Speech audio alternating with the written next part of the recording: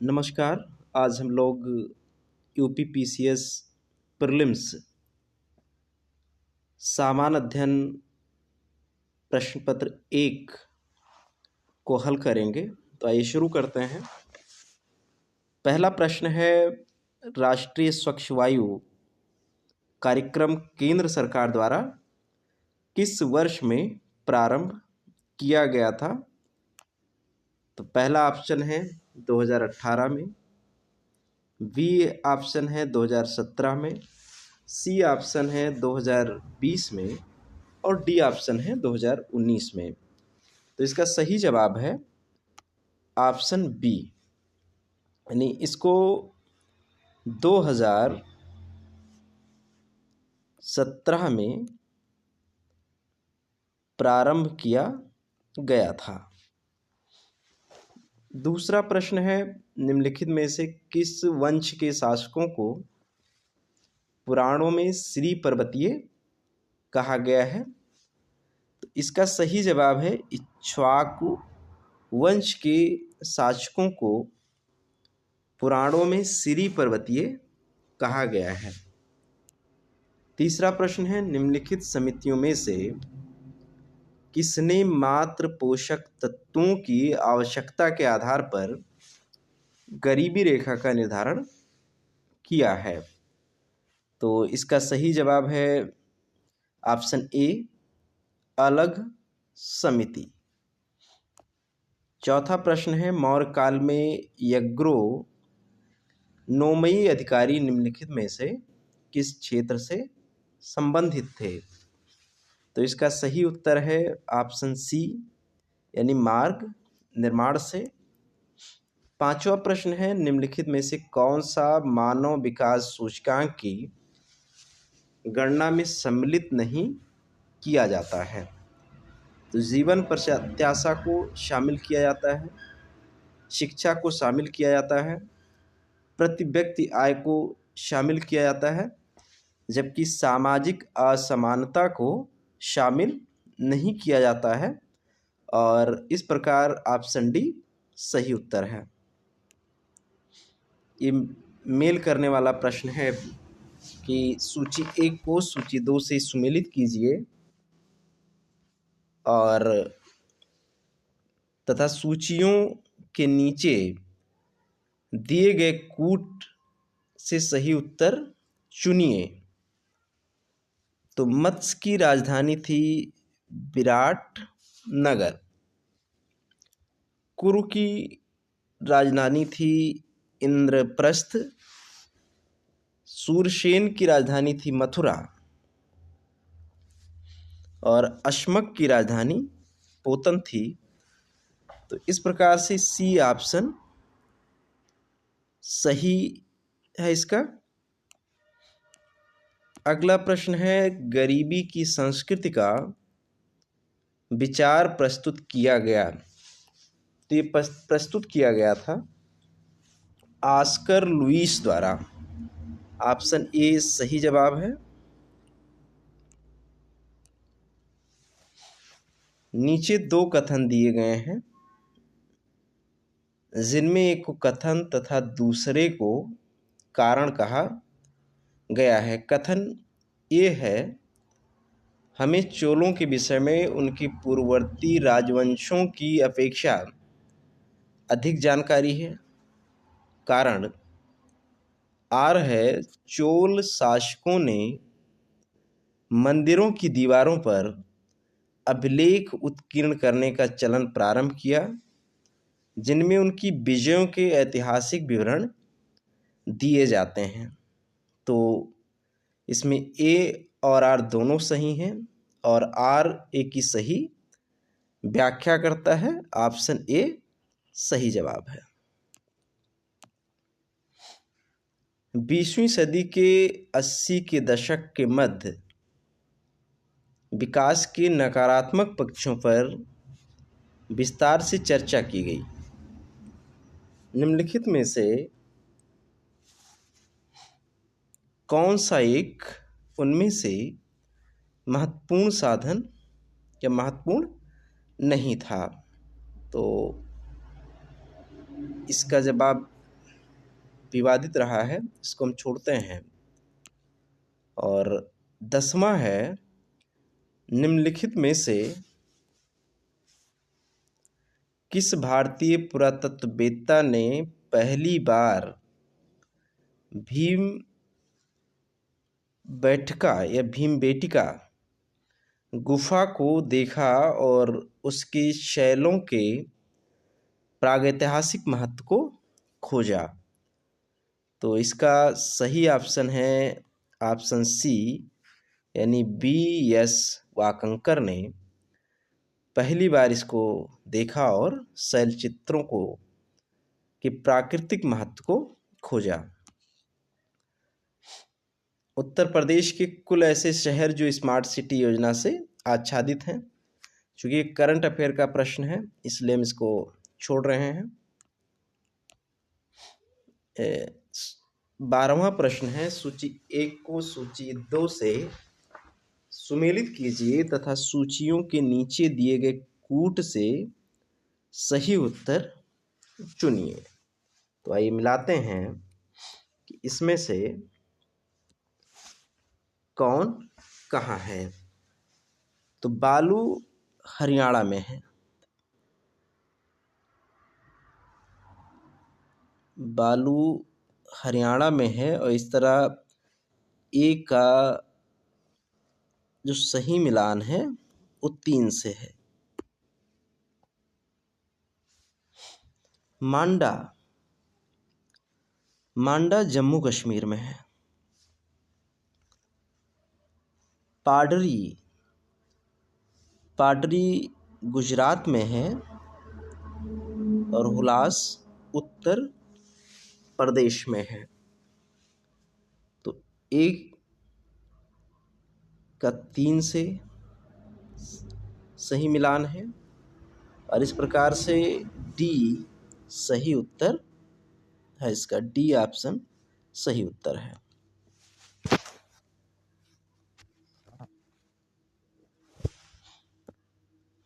13वां प्रश्न है,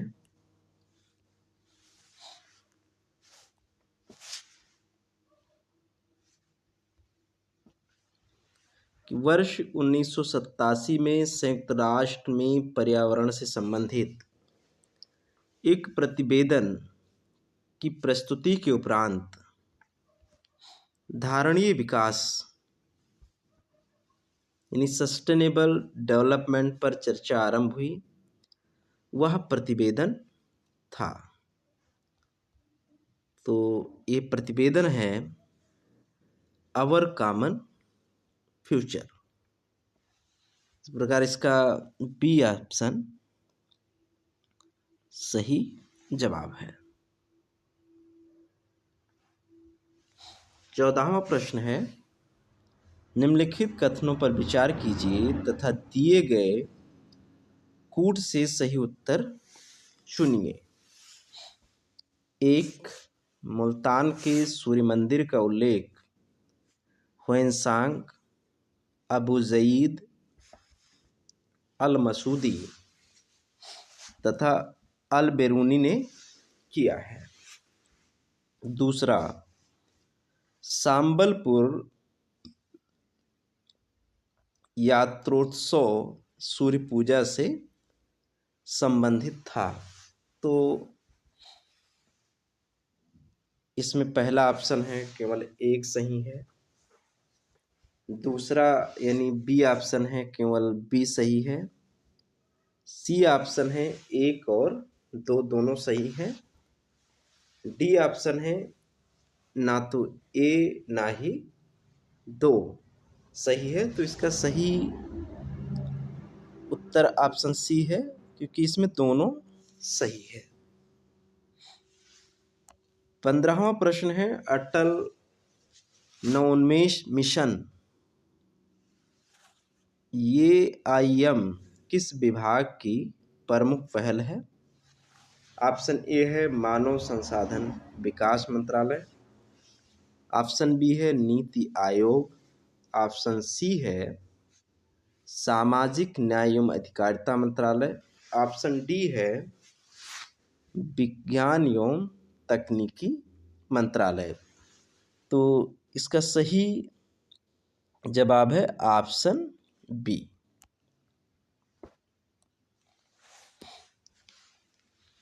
option B इसका सही जवाब हुआ।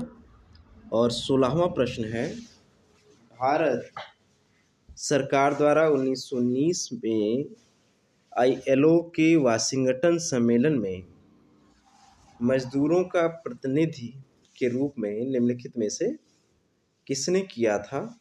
तो इसमें 2 ऑप्शन सही हैं, इसलिए इसको भी मैं स्किप कर रहा हूं। अगला 17वां प्रश्न है, वर्ष 1962 में प्रकाशित पुस्तक साइलेंट स्प्रिंग जिसने विश्व के पर्यावरण आंदोलन को गति मिली के लेखक हैं?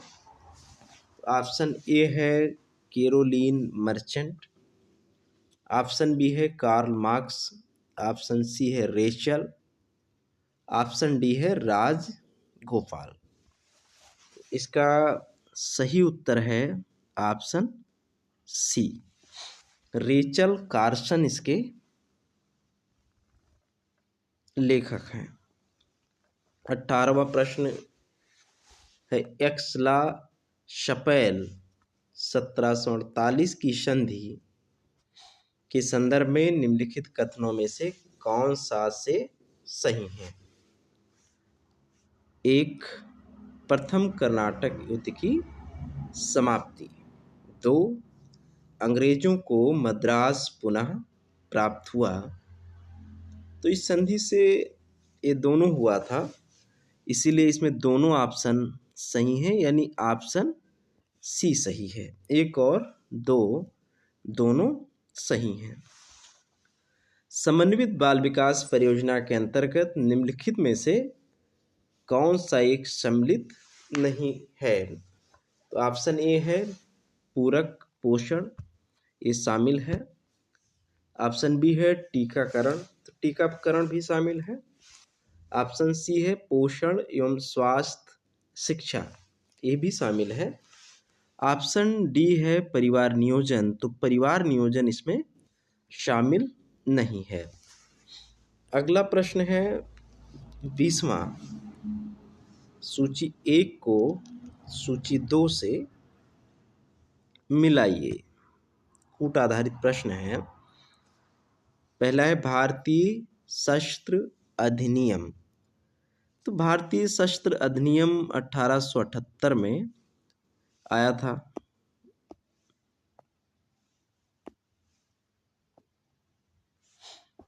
दूसरा है शाही पद अधिनियम, तो शाही पद अधिनियम 1876 में आया था।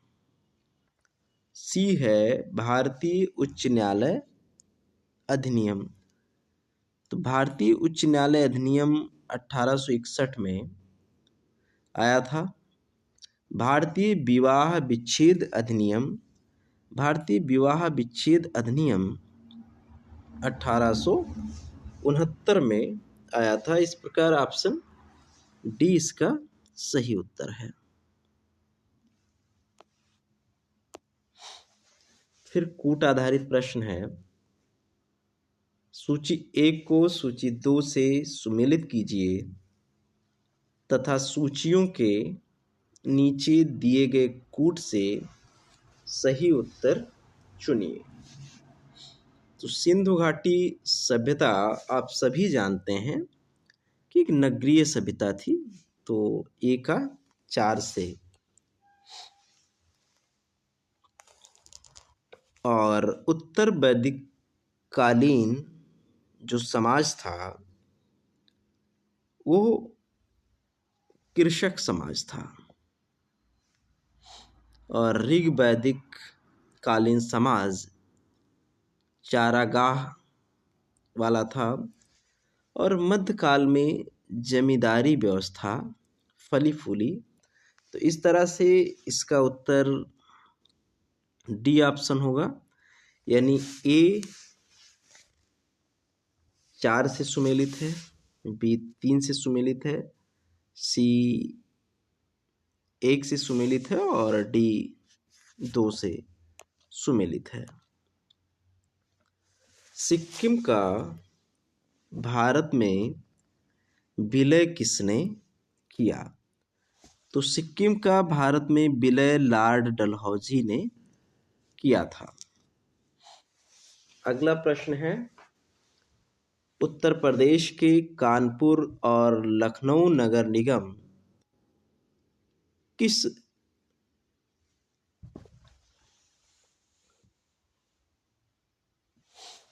दशकीय जनगणना में वर्ष में 10 लाखीय बने? तो ये 1971 और 1981 के दशकीय जनगणना में बने थे। और ये जो ऑप्शन है सी इसका सही जवाब है। निम्नलिखित में से कौन द्वितीय गोलमेज सम्मेलन में भाग नहीं लिया था? तो ऑप्शन ए है ए के गांधी, एम के गांधी यानी महात्मा गांधी जी। तो महात्मा गांधी जी ने भाग लिया था। बी सरोजनी नायडू जी, सरोजनी नायडू जी ने भी भाग लिया था। सी है पंडित मदन मोहन मालवीय जी। तो पंडित मदन मोहन मालवीय जी ने भी भाग लिया था, लेकिन डॉक्टर राजेंद्र प्रसाद जी ने भाग नहीं लिया था। तो इसका सही जवाब है ऑप्शन डी। फिर कूट आधारित प्रश्न है, सूची 1 को सूची 2 से सुमेलित कीजिए तथा सूचियों के नीचे दिए गए कूट से सही उत्तर चुनिए। तो जजमानी व्यवस्था उत्तर भारत में लागू थी। 12 बलूट महाराष्ट्र में थी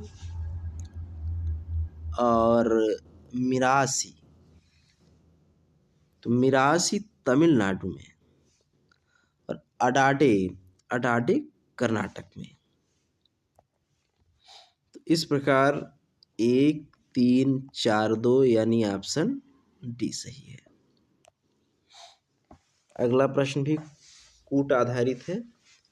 सूची 1 को सूची 2 से सुमेलित कीजिए तथा सूचियों के नीचे दिए गए कूट से सही उत्तर चुनिए।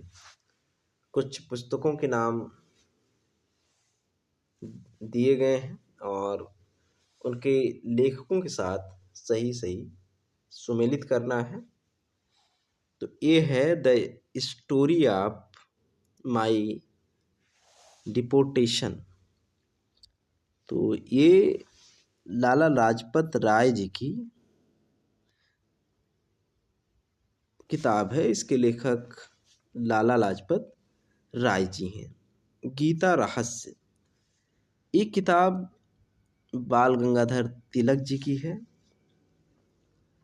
सी है ए नेशन इन मेकिंग, तो ये सुरेंद्र नाथ बनर्जी जी की किताब है। डी है इंडिया विंग्स फ्रीडम, तो ये मौलाना अबुल कलाम आज़ाद जी की किताब है। तो इस तरह ऑप्शन ए सही जवाब है इसका। सर्वप्रथम सीमांत व्यक्ति मार्जिनल मैन की अवधारणा की संकल्पना का प्रतिपादन किसने किया था? तो ऑप्शन ए है रॉबर्ट टी पार्क ने, ऑप्शन बी है रॉबर्ट रेडफील्ड ने, ऑप्शन सी है लुई वर्थ ने, ऑप्शन डी है डुमांट ने। तो इसका सही उत्तर है ऑप्शन ए यानी रॉबर्ट ई पार्क ने। निम्नलिखित में से कौन 1755 में डिंडीगुल मैसूर में एक आधुनिक शस्त्रागार की स्थापना की थी? तो ऑप्शन ए है नंजराज, ऑप्शन बी है हैदर अली, ऑप्शन सी है देवराज, ऑप्शन डी है चिक्का कृष्णराज। तो इसका सही जवाब है ऑप्शन बी यानी हैदर अली ने। निम्नलिखित में से कौन सा एक वन्य प्राणियों के विलुप्तीकरण का कारण नहीं है? ऑप्शन ए है आवास का, प्राकृतिक आवास का नष्ट होना। ऑप्शन बी है जंगलों में आग लगा देना। ऑप्शन सी है वन्य प्राणियों का अवैध वाणिज्यिक व्यापार। और ऑप्शन डी है जनसंख्या की तीव्र वृद्धि। तो ए बी सी ये तीनों कारण हैं, लेकिन ऑप्शन डी यानी जनसंख्या की तीव्र वृद्धि ये वन्य प्राणियों के विलुप्तीकरण का प्रमुख कारण नहीं है।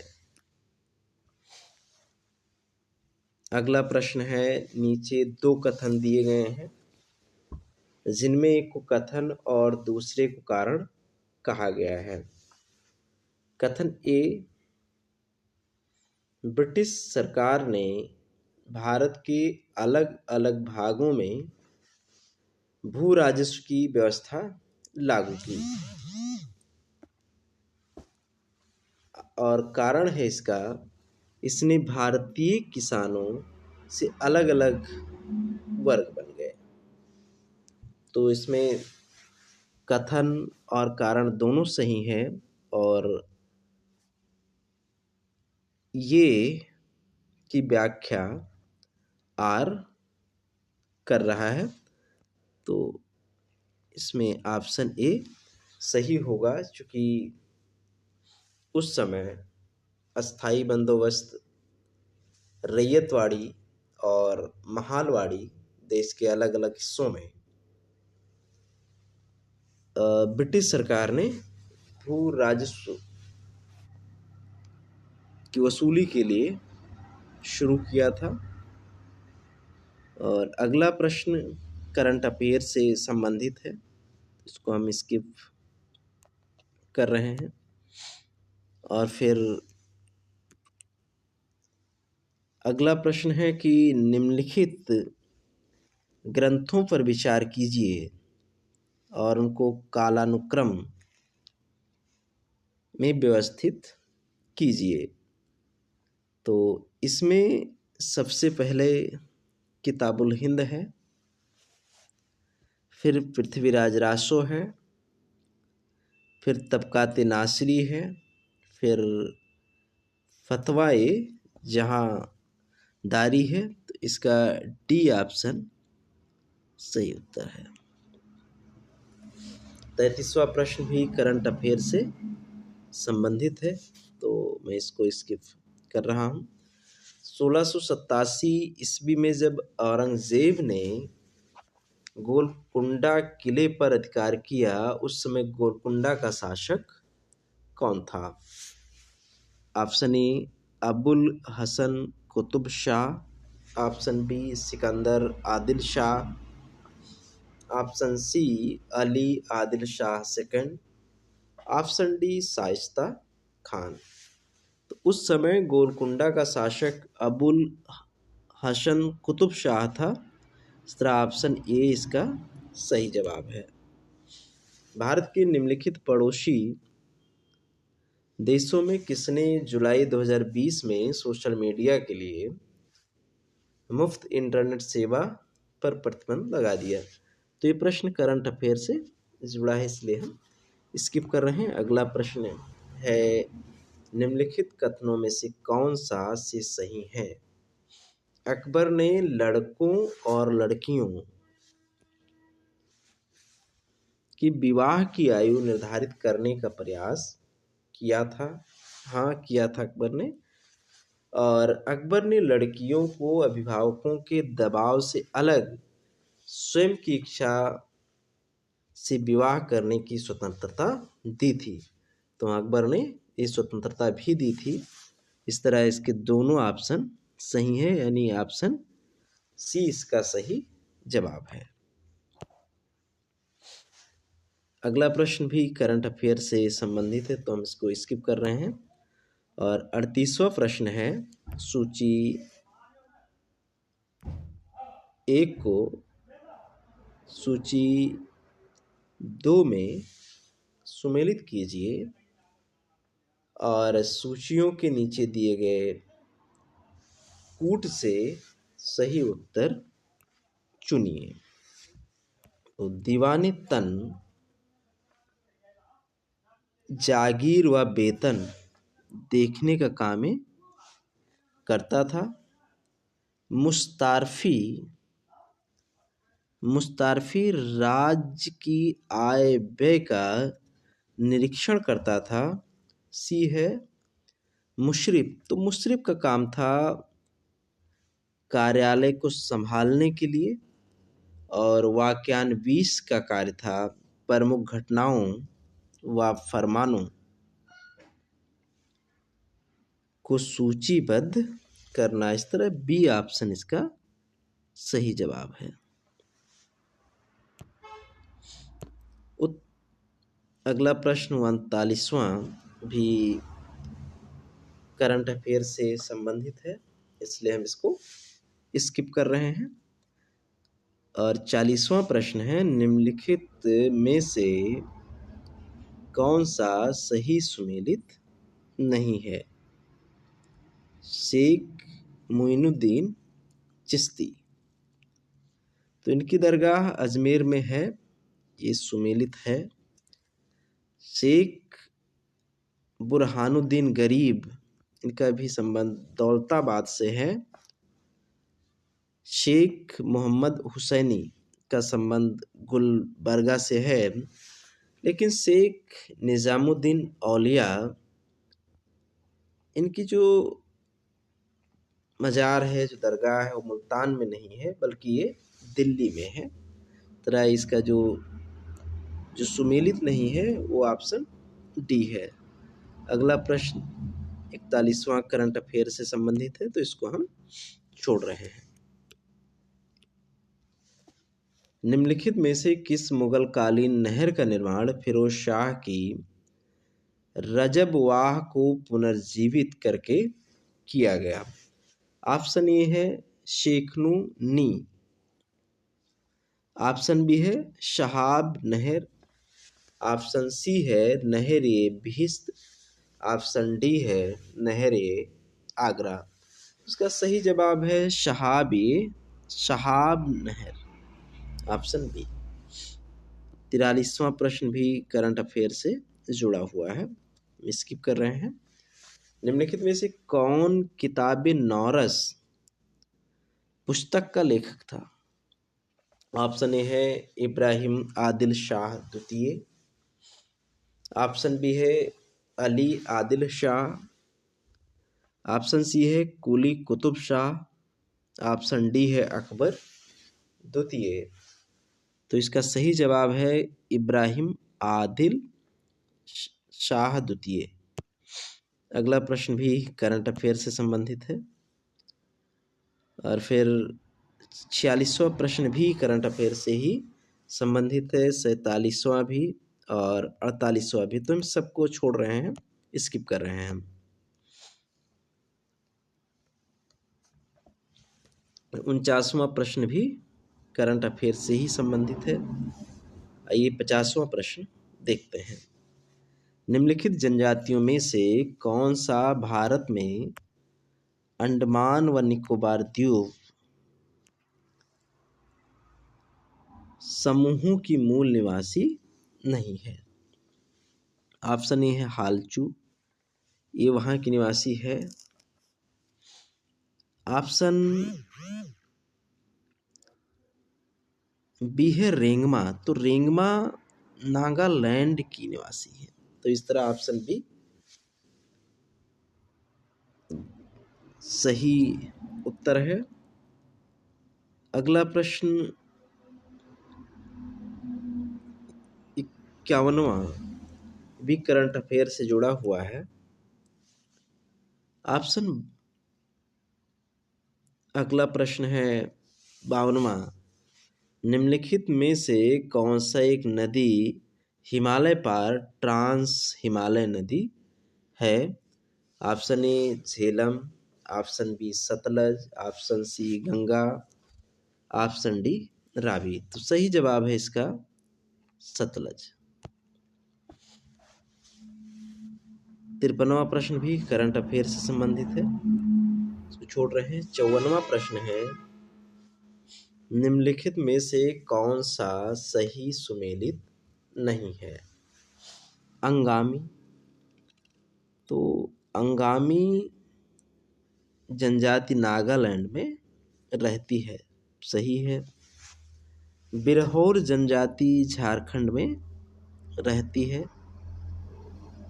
और खस, तो खस जनजाति अरुणाचल प्रदेश में नहीं बल्कि उत्तराखंड में रहती है, इसलिए ऑप्शन सी सही सुमेलित नहीं है और यही इसका सही उत्तर है। टोडा जनजाति तमिलनाडु में है। 55वां प्रश्न भी करंट अफेयर से संबंधित है। 56वां प्रश्न है, सूची 1 को सूची 2 से सुमेलित कीजिए तथा सूचियों के नीचे दिए गए कूट से सही उत्तर चुनिए। तो आइए मिलाते हैं। साला झील, तो ये अरुणाचल प्रदेश में अवस्थित है। बड़खल झील ये हरियाणा में है। लोकटक झील मणिपुर में है। कालीबेली झील तमिलनाडु में है। तो इस तरह इसका जो सही ऑप्शन है वो ए है। 57वां प्रश्न भी करंट अफेयर से जुड़ा हुआ है। ये 58वां प्रश्न देखते हैं। नीचे 2 कथन दिए गए हैं जिनमें एक को कथन ए तथा दूसरे को कारण आर कहा गया है। कथन ए, अहमदाबाद में सूती वस्त्र उद्योग का सबसे बड़ा केंद्र है। ऑप्शन बी, इसमें कारण है आर, अहमदाबाद भारत के प्रमुख कपास उत्पादन क्षेत्रों में स्थित है, इसलिए इसे कच्चा माल की कोई समस्या नहीं है। ऑप्शन ए इसका गलत है जबकि आर सही है। 59वां प्रश्न भी करंट अफेयर से जुड़ा हुआ है, छोड़ रहे हैं इसको। और 60वां प्रश्न है,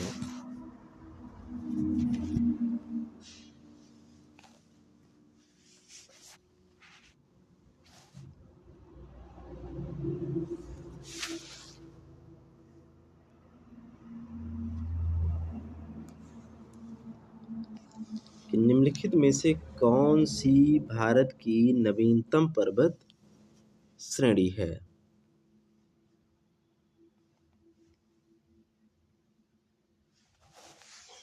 तो भारत की नवीनतम पर्वत श्रेणी है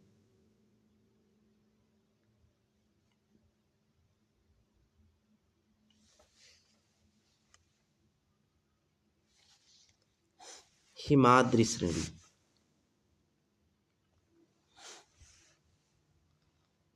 61वां प्रश्न भी करंट अफेयर से जुड़ा है और 62वां प्रश्न मिलान करने वाला है।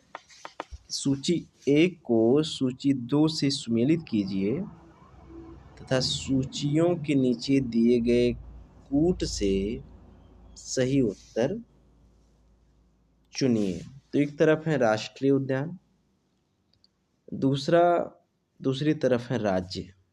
इंद्रावती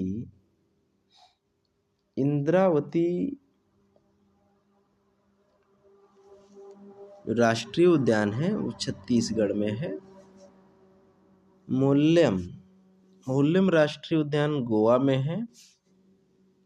कलेसर हरियाणा में है और बेतवा राष्ट्रीय उद्यान झारखंड में है। तरह इसका पहला ऑप्शन सही उत्तर है।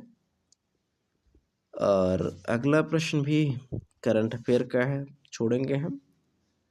64वां है कि निम्नलिखित में से कौन सा सही सुमेलित नहीं है। इसमें भी सही सही मिलान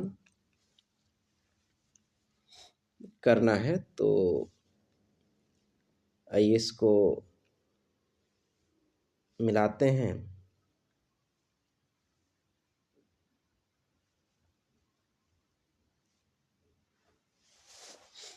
ये 64वां प्रश्न ये है कि निम्नलिखित में से कौन सा सही सुमेलित नहीं है। तांबा, चित्रदुर्ग। दूसरा है लौह अयस्क, बेल्लारी। तीसरा मैंगनीज, भीलवाड़ा। चौथा है बॉक्साइट, कटनी। तो इसमें जो सही सुमेलित नहीं है वो 1 और 3 है।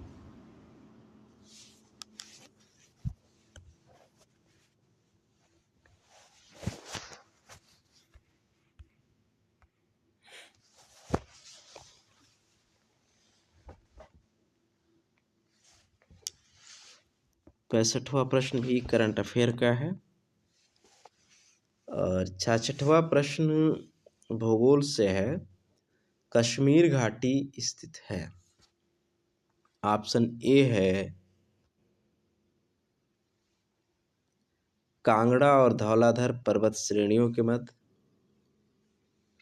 ऑप्शन बी है पीर पांजाल और हिमाद्री पर्वत श्रेणियों के मध्य। ऑप्शन सी है महाभारत और धौलाधर पर्वत श्रेणियों के मध्य। ऑप्शन डी है पीर पंजाल और महाभारत पर्वत श्रेणी के मध्य।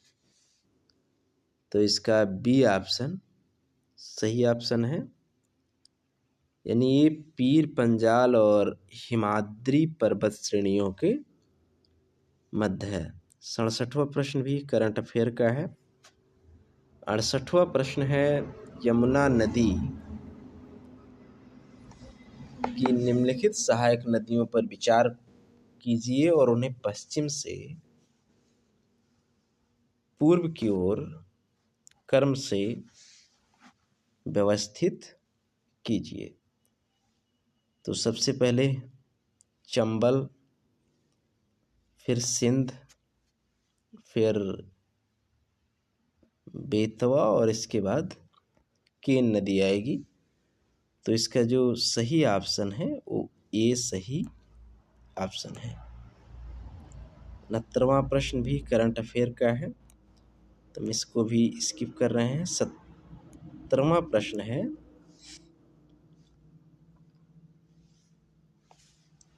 निम्नलिखित में से कौन सा एक सही सुमेलित नहीं है। कजाकिस्तान तो एक तरफ देश है और दूसरी तरफ लौह खनिज उत्पादक क्षेत्र है। ये है कजाकिस्तान में करागांडा है, हाँ है, और ये लौह खनिज उत्पादक क्षेत्र है। यूक्रेन में क्रिवोई राग है, लेकिन ये जर्मनी नॉर्मंडी, तो नॉर्मंडी जर्मनी में नहीं है बल्कि ये फ्रांस में है। नॉर्मंडी फ्रांस में है। इस तरह यही ऑप्शन इसका सुमेलित नहीं है, यानी सी ऑप्शन गलत है। और फ्रांस में पायरेनीज है। 71 क्वेश्चन भी करंट अफेयर से जुड़ा है। विश्व के निम्नलिखित प्रदेशों में से किसमें खट्टे रसीले फलों का उत्पादन बहुत विकसित है? ये है मानसूनी प्रदेश, वी है उष्णकटिबंधीय उच्चभूमि प्रदेश, सी है भूमध्य सागरीय प्रदेश, डी है भूमध्य रेखीय प्रदेश। तो ये इसका जो सही उत्तर है वो ऑप्शन सी यानी भूमध्य सागरीय प्रदेश। 73rd क्वेश्चन भी करंट अफेयर से जुड़ा हुआ है और 74वां क्वेश्चन है, सूची 1 को सूची 2 से मिलाइए तथा सूचियों के नीचे दिए गए कूट से सही उत्तर चुनिए। उष्णकटिबंधीय चक्रवात, दूसरी तरफ है देश। बैगुओ, तो बैगुओ ये 3 से ये मेल करेगा, फिलीपींस में आता है। और हरिकेन संयुक्त राज्य अमेरिका में आता है। टाइफून चीन में आता है और बिलबिलीज नामक चक्रवात ऑस्ट्रेलिया में आता है। तो ये इसका जो सही उत्तर है वो ऑप्शन बी है। 75वां प्रश्न है, सुपोषण यानी यूट्रोफिकेशन के संबंध में निम्नलिखित में से कौन सा से कथन सही है?